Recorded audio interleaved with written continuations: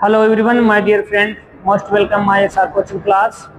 Today session running अपने SR coaching class में mock test series English literature beneficial different examination start करते हैं आज का सेशन। फर्स्ट क्वेश्चन वर्ड्सवर्थ जो है Wordsworth walking tour in France and Switzerland 1719 brought him into contact with. Switzerland and France के tour पर Wordsworth किससे प्रभावित थे? तो इसमें राइट आंसर क्या है? Romantic poetry, the French classical poet, the French revolution और रूसी educational theories. Wordsworth Switzerland and France के टूर पर जब वो गए थे तो किस से अधिक प्रभावित थे? कांटेक्ट विद, किसके साथ हुए थे? इसका राइट आंसर क्या बनेगा? सी राइट आंसर है, फ्रेंच रिवॉल्यूशन। फ्रेंच रिवॉल्यूशन एक ऐसी क्रांति थी, ऐसा आंदोलन था जो किंग्स एवं क्वीन, जो राजा और रानियों एवं सीमांतवादियों के विरोध में एक आंदोलन छिड़ा था। इस आंदोलन की शुरुआत 1789 से एंड अबाउट समथिंग 1799 अबाउट लगभग के आसपास थी। इस से प्रभावित होकर इस फ्रांस में क्रांति स्टार्ट थी।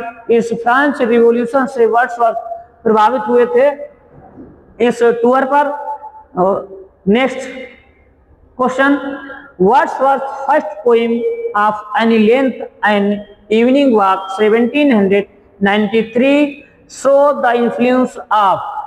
वर्ड्सवर्थ की जो पहली कविता है ये वर्णनात्मक डिस्क्रिप्टिव स्टाइल में लिखी गई है, या किससे अत्यधिक प्रभावित रही है? English mythological poets, A option French poets like Rosset and Delille, C German nature writers, D industrial revolution setting.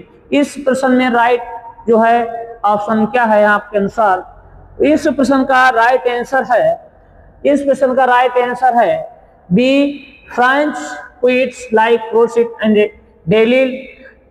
Wordsworth ने इवनिंग वॉक जो डिस्क्रिप्टिव स्टाइल में लिखी गई वर्णनात्मक कविता है, इस कविता जो है इसका जो प्रभाव है, ये प्रभाव दिखाती है। किसका प्रभाव दिखाती है?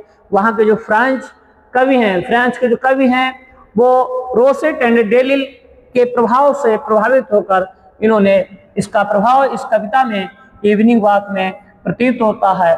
इसका राइट आंसर है वी इस प्रश्न का राइट आंसर है। Next question, the verse form used in evening walk is. Evening walk Wordsworth की एक कविता है, पोइम है। इस कविता को किस फॉर्म में लिखा गया है? किस काव्य फॉर्म है? इसका काव्य फॉर्म क्या है? यह हम इसे समझें कि वर्ड्सवर्थ की जो इवनिंग वॉक पोइम है ये किस फॉर्म में लिखी गई है? ये राइट आंसर इसमें है। इसका राइट आंसर क्या है? Blank verse, Spenserian stanza, C heroic couplet, D free verse. इस प्रश्न का राइट आंसर है हीरोइक कपलेट। हीरोइक कपलेट में या कविता लिखी गई है। हीरोइक कपलेट होता है एक 2 लाइन की कविता होती है, 2 लाइन की होती है, 2 लाइन में लिखी होती है और इसमें आइम्बिक पेंटामीटर में लिखी होती है। प्रत्येक पंक्ति में 2 लाइन लिखे, प्रत्येक पंक्ति में आइम्बिक पेंटामीटर होता है और दोनों पंक्तियां जो हैं राइमिंग करती हैं। दोनों पंक्तियां जो हैं, जो दोनों लाइनें हैं या 2 लाइन्स राइमिंग करती हैं और वे आइम्बिक पेंटामीटर में लिखी गई आती हैं। तो ये इसका राइट आंसर है heroic couplet. Next, descriptive sketches 1793 is mainly based on Wordsworth tour. Descriptive sketches जो है 1793 में मुख्य रूप से वर्ड्सवर्थ के टूर पर आधारित है और यह इस पोएम को उन्होंने जो है किस टूर पर के आधार पर है या किस टूर पर यह लिखी गई थी? France, German, Switzerland, Scotland. इस प्रश्न का राइट आंसर आपको चुनना है कि यह कविता जो है किस टूर पर लिखी गई है। इसका राइट आंसर है सी, स्विट्जरलैंड। स्विट्जरलैंड के भ्रमण के दौरान इस कविता को लिखा गया है। Next, main purpose of descriptive sketch is to show the. Descriptive sketch का मुख्य उद्देश्य इस कविता क्या ये कविता दिखाती है? वर्ड्सवर्थ ने डिस्क्रिप्टिव स्केच जो कविता लिखी है, इसमें मुख्य इसका उद्देश्य क्या है, क्या इन्होंने दिखाया है? पॉलिटिकल प्रॉब्लम ऑफ फ्रांस की जो राजनीति की समस्याओं को, moral decay of Europe, C simple and happy life of Swiss peasant. इसका D corrupt nature of aristocratic rulers. इस प्रश्न का राइट आंसर क्या बनेगा? इस प्रश्न का राइट आंसर है सी। वर्ड्सवर्थ ने मुख्य रूप से उनका लक्ष्य था, उनका पर्पज है कि डिस्क्रिप्टिव स्केच में वो किस से प्रभावित हुए थे? हैप्पी लाइफ, जो वहां के साधारण लोग उनके जीवन से, और स्विट्जरलैंड के जो किसान वर्ग हैं, स्विट्जरलैंड के जो किसान वर्ग हैं, उनके खुशी जीवन से प्रभावित और से होकर उन्होंने इनका मुख्य the main purpose of descriptive sketch का जो उन्होंने दिखाया है वो ग्रामीण या देहात के खेतिहर व स्विट्जरलैंड के खेतिहर लोग थे, किसान वर्ग से संबंधित, उनके खुशी जीवन से संबंधित या आम लोगों से संबंधित को उन्होंने दिखाया है। तो सी ऑप्शन राइट आंसर है सी। These poetic features is seen in both an evening walk and descriptive sketch. किस poetic features, क्या काव्य विशेषता है? Is seen in both an evening walk and descriptive sketch. Wordsworth की दोनों पोएमें descriptive sketch and descriptive sketches, evening walk, इन दोनों कविताओं की क्या विशेषता दिखती है या प्रतीत होती है? तो इसका राइट आंसर क्या है?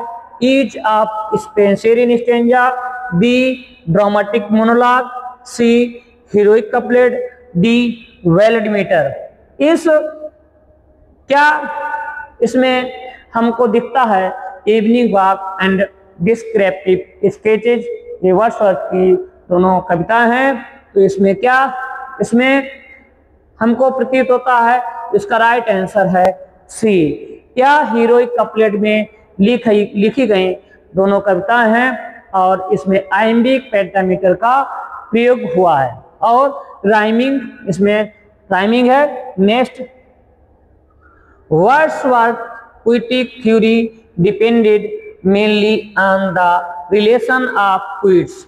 वर्ड्सवर्थ की काव्य थ्योरी निर्भर करती है मुख्य रूप से ऑन रिलेशन और कवि के संबंध को प्रतीत करती है। सोसाइटी, समाज को, religion, external world of man and nature, बाहरी विश्व के, बाहरी ऑफ मैन लोगों के, विश्व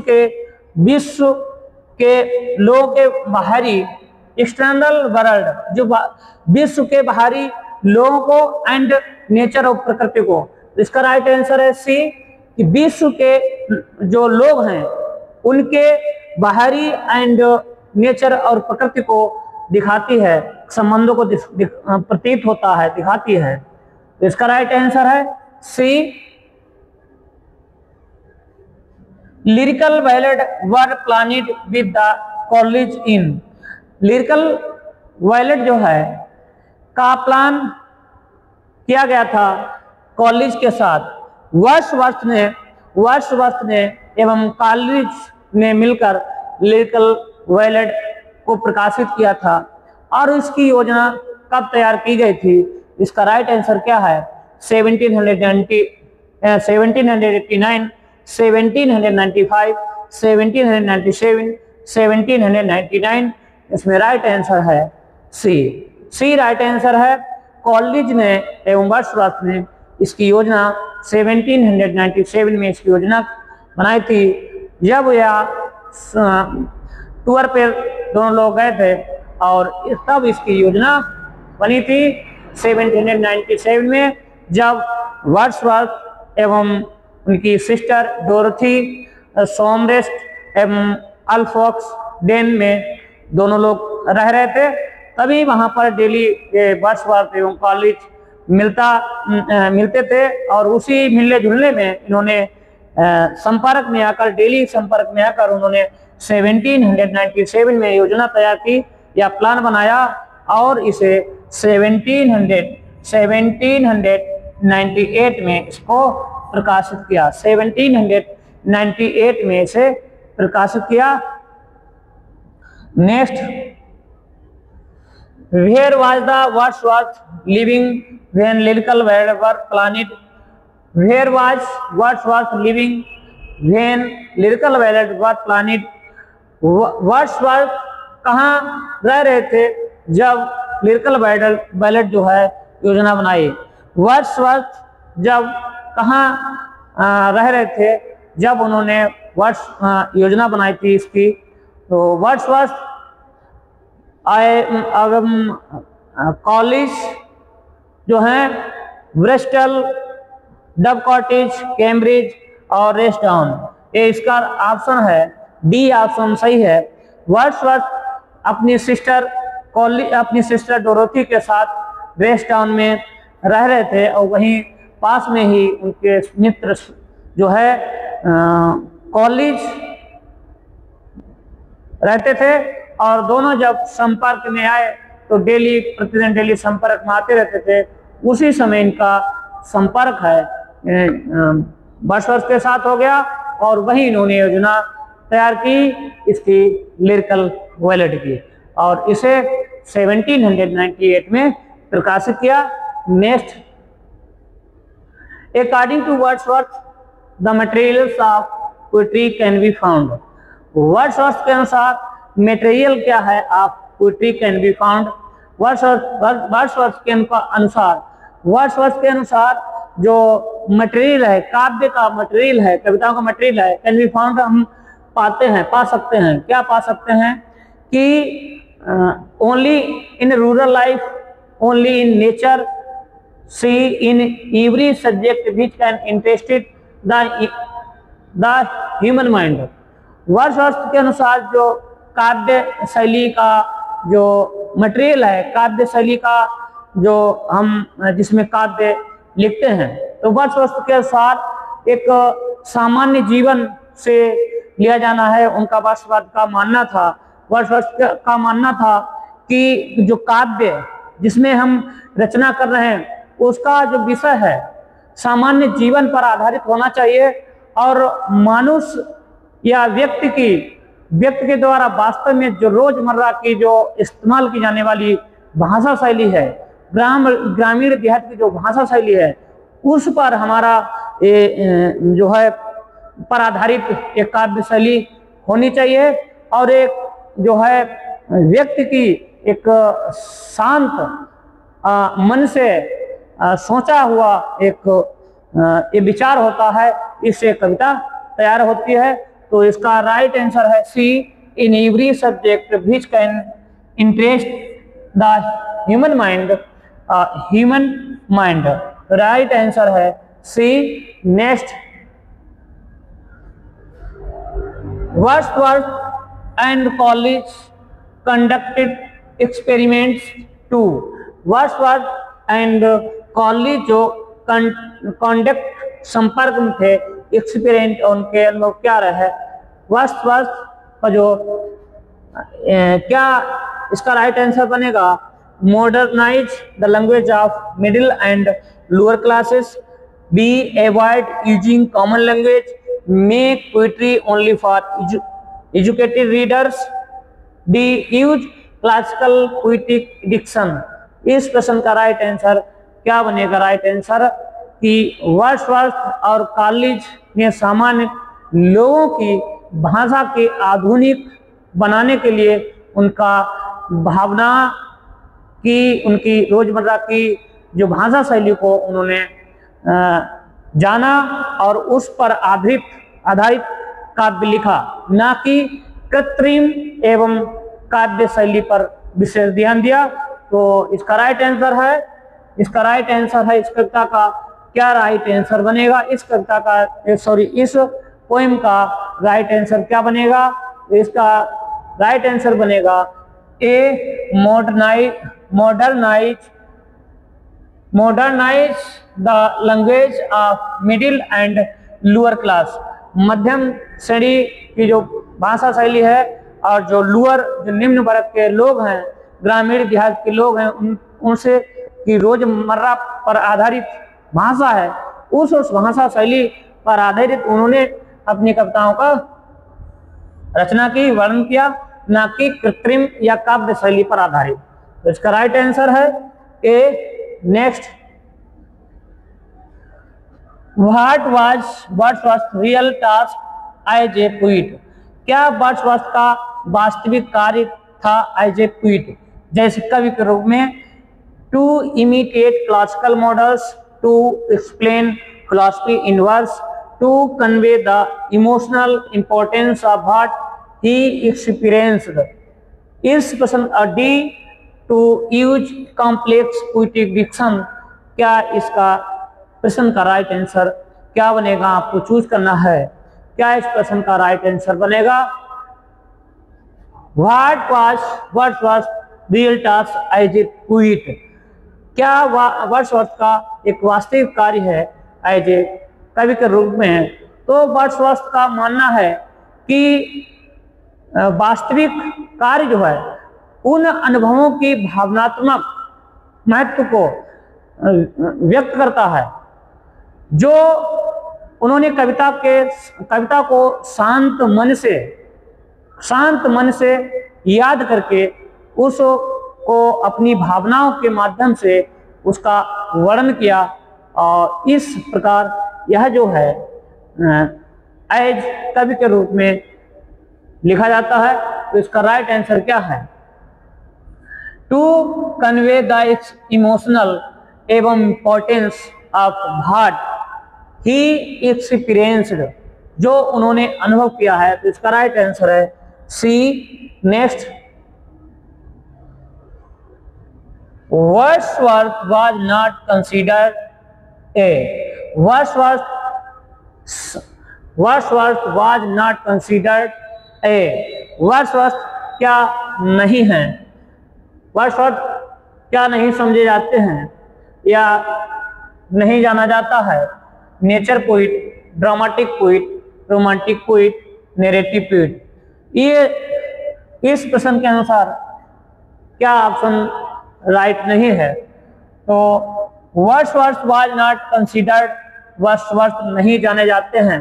किस लिए नहीं जाने जाते हैं वर्ड्सवर्थ? नेचर पोइट, वर्ड्सवर्थ तो अक्सर नेचर पोइट थे ही। रोमांटिक पोइट, वर्ड्सवर्थ तो रोमांटिक पोइट में ही काउंटिंग होती है। Narrative poet, Wordsworth narrative poet थे, वर्णनात्मक कवि थे। राइट आंसर है B option, dramatic poet. Dramatic poets अक्सर वर्ड्सवर्थ को ड्रामेटिक पोइट नहीं कहा जाता है। तो इसका राइट आंसर है B. Next question, Wordsworth greatest poem are described as those where. वर्ड्सवर्थ की महानतम कविता और डिस्क्राइब उल्लेख किया जाता है जैसे those where, autobiography, perception and narrative, marriage into one texture, B political themes are dominate, C dramatic characters speak for themselves, D nature is absent। इस प्रश्न का राइट आंसर क्या है? इस प्रश्न का राइट आंसर क्या बनेगा कि Wordsworth greatest poem are described Wordsworth की जो महानतम कविता है उल्लेखित करती है दोज वेयर, जैसा कि उन दोज वेयर वहां autobiography, perception and narrative merit into one tester. इसका राइट आंसर है A. Next question, Simon Lee is called unsuccessful partly because Simon Lee called unsuccessful partly because it is too supernatural. The poet act both as a narrator and explicit commentator. C. It used no narrative element. D. It is too familiar to college poem. इस प्रश्न का right answer क्या बनेगा? क्या इस प्रश्न का right answer बनेगा? तो आपको चूज करना है क्या राइट आंसर है। इस प्रश्न का राइट आंसर है B, the poet act both as a narrator and explicit commentator. Next question, who was the childhood friend of Helena in A Midsummer Night Dream? Shakespeare की drama जो play है, इस play में कौन बचपन का मित्र है हेलेना का? आपको बताना है कि हेलेना का बचपन का मित्र कौन है, या ए मिडसमर नाइट एक ड्रामा है शेक्सपियर का। तो इस ए मिडसमर नाइट ड्रीम, इसमें क्या राइट क्वेश्चन है इसके अनुसार? फ्रेंड ऑफ हेलेना, चाइल्डहुड जो फ्रेंड ऑफ हेलेना, इसका राइट आंसर है क्या? हार्मिया। हार्मिया जो है उसकी बचपन की मित्र है। Next, beach characters of Shakespeare describe thoughtful. Beach character of Shakespeare के किस पात्रों को डिस्क्राइब उल्लेख किया है? Thoughtful love. शेक्सपियर ने किन पात्रों का उल्लेख किया है? Thoughtful love. थॉटफुल लव किन पात्रों का वर्णन किया है? तो इस प्रश्न के अनुसार राइट आंसर आपको चुनना है Orlando and Rosalind, Celia and Oliver, Phoebe and Silvius, Helena and Oberon. Helena and Oberon. तो आपके अनुसार क्या राइट आंसर बनेगा इस प्रश्न का? तो इस प्रश्न का जो राइट आंसर है, इस प्रश्न का राइट आंसर है Orlando and Rosalind. Orlando and Rosalind. और नेक्स्ट क्वेश्चन,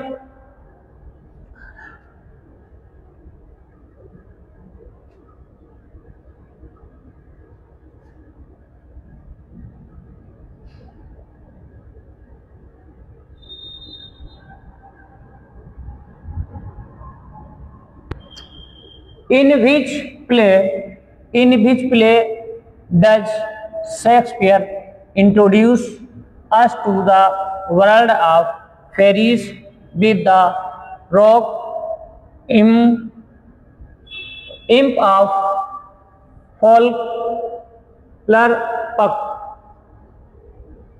इसका प्रश्न का राइट आंसर क्या होगा? The Tempest, as you like, Twelfth Night, a Midsummer Night. ये बहुत आसान प्रश्न है। इसका राइट आंसर है डी, ए मिडसमर नाइट में फेरी जो हैं परियां हमें देखने को मिलती हैं। तो इसका राइट आंसर है D. Next, who is travelling with Macbeth when he first encounters the three witches? Who is traveling with Macbeth when he first encounters with three witches? कौन मैकबेथ के साथ यात्रा करता है when जब he first encounters, जब पहली मुलाकात उनकी तीन बीचों से होती है, 3 चुड़ैलों से होती है। तो मैकबेथ के साथ कौन था? Macduff, Mercutio, lady Macbeth. Right answer है डी, वेंको। तो next question, the mature comedy of Shakespeare is the comedy of errors, B twelfth night, C all's well that इन well, D love's labour's lost. इस प्रश्न का right answer क्या है? The mature of comedy of Shakespeare. Shakespeare की परिपक्व comedy कौन सी है? परिपक्व कॉमेडी कौन सी है? तो इसका राइट आंसर क्या है? Twelfth Night. B option right answer है, बी। नेक्स्ट क्वेश्चन, इस प्रश्न का राइट आंसर क्या होगा? और इस प्रश्न से पहले मैं 2 लाइनें आपके समक्ष प्रस्तुत करना चाहूंगा कि जो जागा नहीं उद्देश्यों के लिए, जो जागा नहीं उद्देश्यों के लिए, जिसमें श्रम का संचार नहीं, जो जागा नहीं उद्देश्यों के लिए जिसमें श्रम का संचार नहीं, वह पथिक नहीं मंजिल का, वह पथिक नहीं मंजिल का, जिसमें विजय का सार नहीं। तो इन लाइनों के साथ फिर स्टार्ट करते हैं। Question, which of these is the romantic comedy of Shakespeare की, which of these is the romantic comedy of Shakespeare. Shakespeare की किस कॉमेडी को रोमांटिक कॉमेडी माना जाता है इनमें से? तो इनमें से राइट आंसर क्या बनेगा?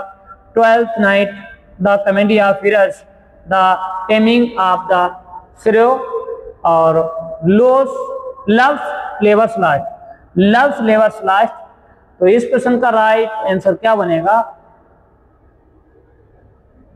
प्रश्न का राइट आंसर है रोमांटिक कॉमेडी जो है, रोमांटिक कॉमेडी, इसमें क्या रोमांटिक कॉमेडी है इस प्रश्न का? तो ट्वेल्थ नाइट रोमांटिक कॉमेडी है। नेक्स्ट, इस प्रश्न का राइट आंसर आप चूज करना है कि which of these is the dark comedies अथवा प्रॉब्लम कॉमेडीज। इनमें से कौन सी डार्क कॉमेडी है और प्रॉब्लम कॉमेडी है? किस शेक्सपियर के इन 4 ऑप्शन में किस प्ले को डार्क कॉमेडी एवं डार्क कॉमेडी के साथ साथ इसे प्रॉब्लम कॉमेडी भी कहा जाता है? इस में से शेक्सपियर का कौन सा ऑप्शन राइट होगा? कौन सा प्ले है? Measure for measure, as you like it, much ado about nothing, none of these.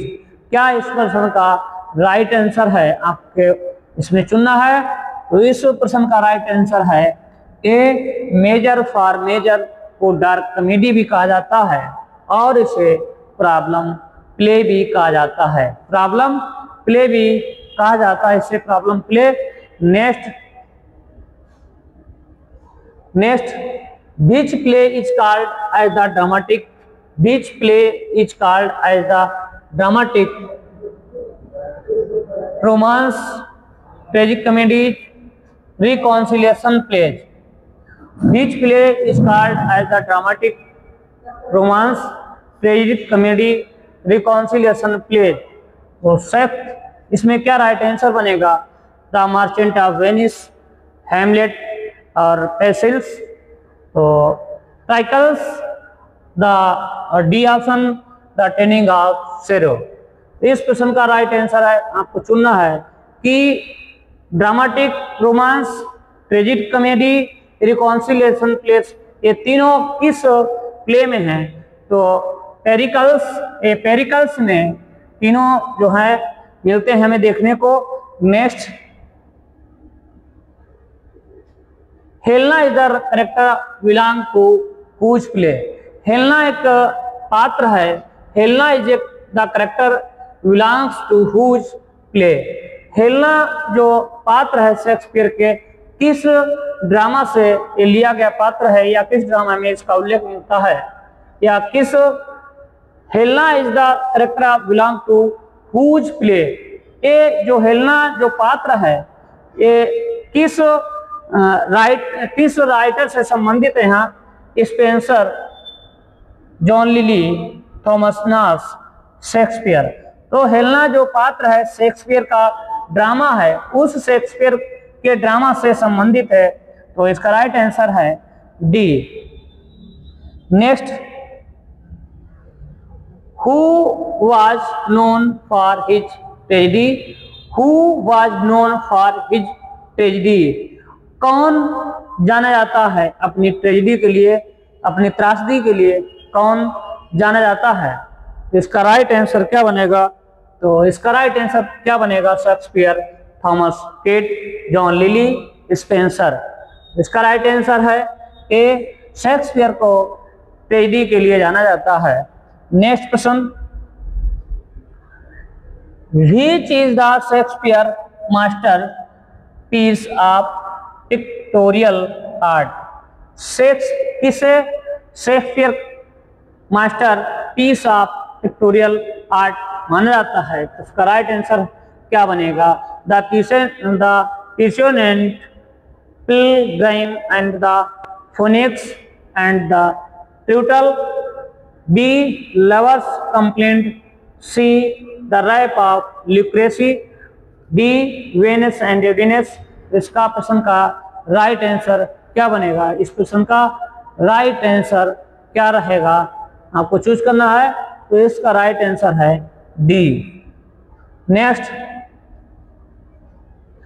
Who wrote the romance Rosalind which supplied the plot for Shakespeare's as you like it, who wrote the romance Rosalind which supplied the plot for Shakespeare as you like it, क्या इस प्रश्न का right answer है? क्या इस प्रश्न का right answer है? तो इसका प्रश्न का राइट ग्रीन, लोज, लिली, नास।